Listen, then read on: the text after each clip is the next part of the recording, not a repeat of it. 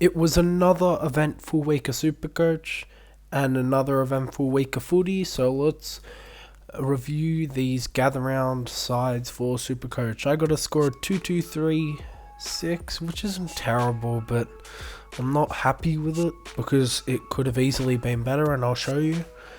My season rank was 10,161. My team value is there. Let's have a look at the team. I won 2 out of 3 matchups, not terrible. And let's go through the team. Luke Ryan had a really hot start. He was at 100 at 3/4 time, then slowed down. Tom Stewart was at 75 at 3/4 time. Did not much after, says right there. At 3/4 time, he had a head knock, returned, didn't do the best. Then Harry Sheasel, doing Harry Sheasel things, played excellent. Nick Dacos, he had a rough start. He was on 34 at halftime, but then he came back and he was tagged by Finn McGuinness, but you take 102. D'Ambrosio, not the best score from him, but he's going up in cash and his break even is going up, which is a bit of a concern, but we'll hold him for now. Zach Williams was on pace for 100, looking great. Break even of 21 this week. Should go, down to 7. He should go up a lot. Projected change of 34, so he'll be in our sides for at least a few more weeks. Blake Howes should be starting to reset that break even. It's up to 56 because that score right here was terrible. 26 really reset it, but if he gets another 50 to 60 score, it should go back down. Toby Pink was dropped, so now we go to the Bont. It was incredible, honestly. Kicked a few goals, was great in the midfield. Jack Steele, honestly, he took a lot of tackles, was incredible, and honestly, Jack Steele could be a top 8 mid this year. Took Miller, started off the game alright, but faded out a little bit, but he still got you a 90 and he's averaging 114 for the season, so take it. James Jordan was really disappointing, and the thing that was disappointing about it, I changed my trades from last week. I'll show you right here. If I go to my history and I have a look at my trade history, I didn't go for Houston and instead I went for Powell because the people at the Centre Bounce YouTube channel said Powell probably is going to be a top 6 forward.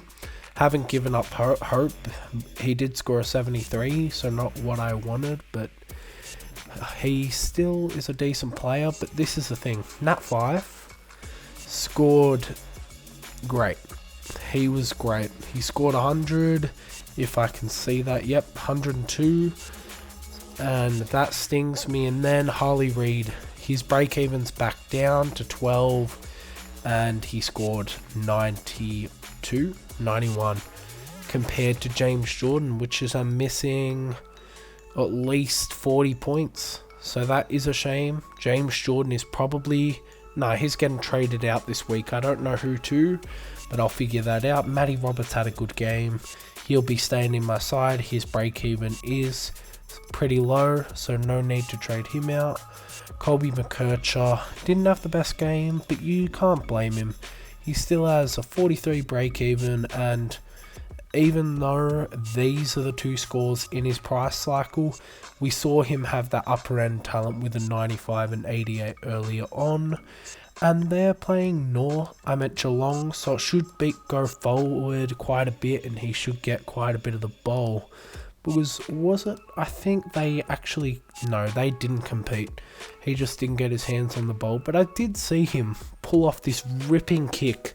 I think it went to Nick Larkey in the forward line and he looked good in stretches, so I don't really mind. Sanders, he was great. His break even's now down to an 8. So he will be making us some money for a while. Jai Clark. Just when I thought that maybe he's going to make us quite a bit of cash because he got a 68, I think.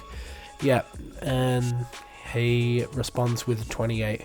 Still has an 11 break even, but needs to bounce back, or will he even get selected against North, hopefully, because it's a favourable matchup for him. Harvey Thomas got subbed out in the third quarter, at 3/4 time. Didn't play well at all. Gonna stunt his cash growth, but he still does have a -7 break even because of that 107 that's in his price cycle. But he needs to respond well so that next week he won't actually start going down, which he is projected to do if he scores 49, which is projected to do. Continuing, Darcy Wilson, a really good bounce back game after that terrible game last week where he didn't get the ball. Yeah, he just had a really good game, was able to get up to 58 SuperCoach. That's all you want really from Darcy.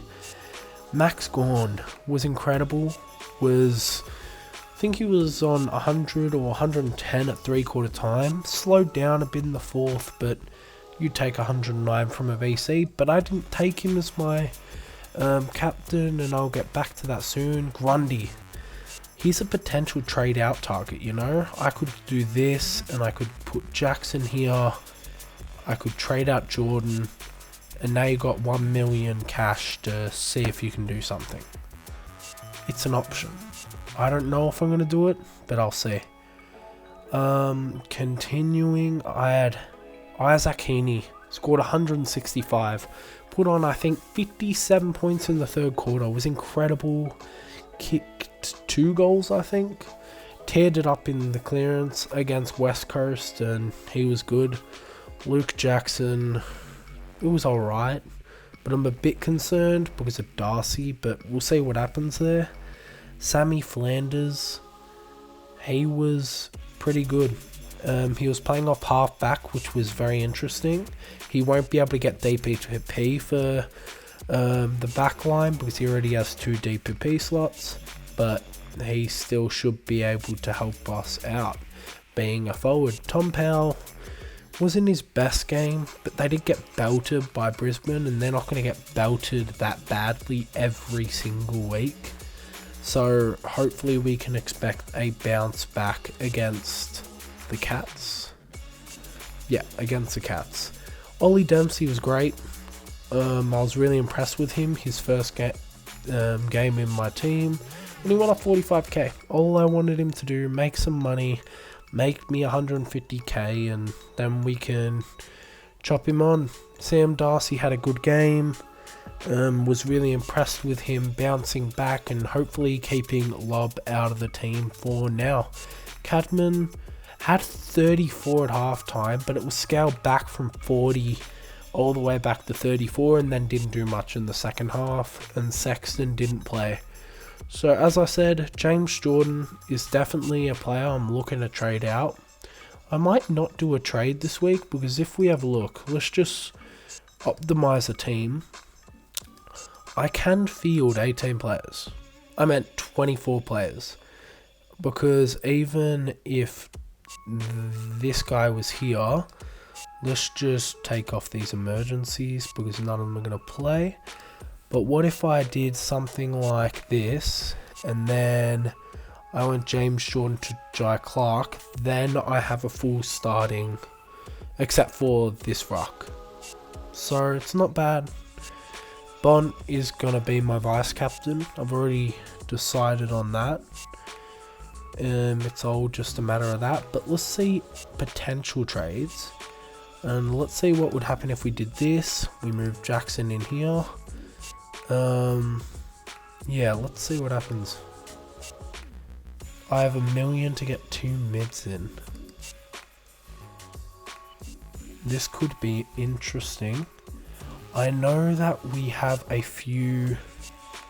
Let's have a look at the players over here and who is expected to lose a lot of coin. We'll go here and then we'll go in the negative. Jack McRae. Yeah, he came off as a sub. Darcy Parish is going to go down, which is good. Actually, let's try something else. Let's try Shaw. Wait. Let's go by. Sure, let's go highest price.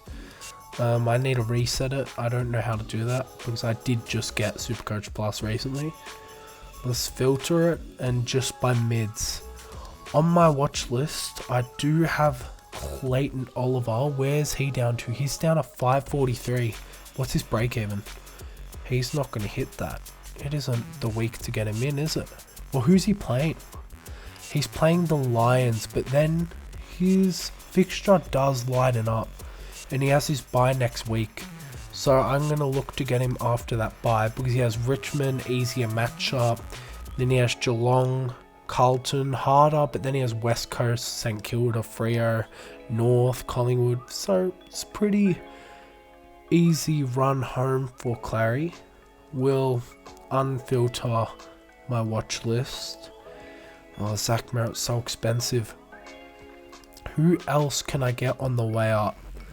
Jason Horne-Francis is an interesting one, but I don't trust it, so I'm not going to go there.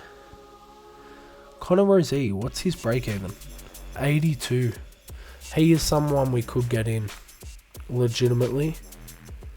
I'll put him on my watch list. Yep. Anyone else? Noah Anderson.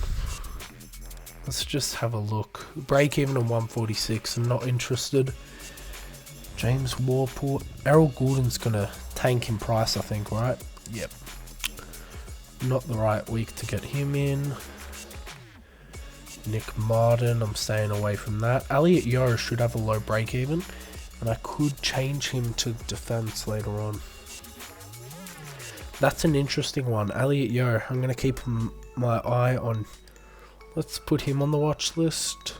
How much K has he gone up? Only 41k. Not that bad. Did he go down this year at all? No, he's just gone up 2 weeks. I respect that, but he's very injury prone.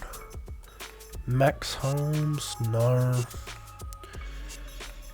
Okay, I'm gonna just quickly have a look at pick teams. Maybe someone else is going under the radar. No. Doesn't look like anything happening. So let's see if any other people have done any trades. Nobody's done any trades. So we'll leave it there, I guess, and let's see what we can do. If we trade out Grundy, we put this guy here, we put Flanders in the forward line, and then we got in Connor Rozee. Ooh, Jason Horne-Francis is interesting. And then we got rid of, what's his name? Where is he? Here he is. And we have enough to get in. Ooh, that's hard. What if we did that? I don't know. How much is that divided together? 1,046,000 divided by 2. I think that's around 523k each. What could that even get you if I just got that down here at around 550k? What could that get you? Could get you Elliot Yeo. I said that before. What else could? Now you're left with 557. Ugh. So you couldn't get your hands on a Elliot Yeo and Connor Rozee. You'd have to go lower. What if we just went James Jordan? We couldn't even get him up to a Connor Rozee. Interesting. I may have to hold this week.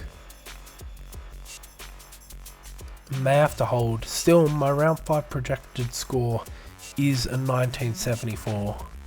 So it's not like this team would do badly at all.